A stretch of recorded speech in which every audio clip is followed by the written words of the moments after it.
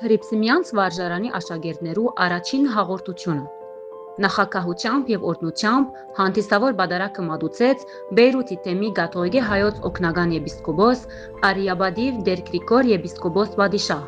առընտերագայությամբ Սուրբ Խաչ եկեղեցվո ժողովրդապետ Գերհարկելի հայր Լևոն Վարդապետ Ստեփանյանի եւ Հռիփսիմյանց վարժարանի հոգեվոր վարիչ Գերհարկելի հայր Արամ Վարդապետ Աբրահամյանի։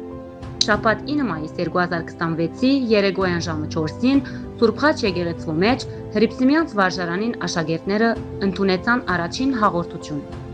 Արիաբադիվ քերաբայծար դիրոջ քարոզի փնապաններ Քրիստոս որբես կյանքի հացը։ Ան առաջին հաղորդությունը ստացողներուն եւ հավատացյալ հոդին հորդորեց, որ սույն բադարակը սոսկ հիշադակի օրը չլա, այլ շարունակվի իրենց կյանքի ընթացքին։ Միշտ եւ ամեն օր հիշելով, որ միակ կարևոր ճշմարտությունը Հիսուս Քրիստոսն է մեր կյանքին մեջ։ Կերաբայծար դերը խրախուսեց ծնողները, որ իրենց զավակներուն դաստիարակության պատասխանատվությունը լիովին կատարեն, մոդեցնելով զիրենք Հիսուսին եւ այդ մերձեցումը ըլլադան մեջ եւ դունեն դուրս։ Սորվեցնեն իրենց զավակներուն սեր, ծառայություն եւ խոնարհություն Քրիստոսի օրինակով։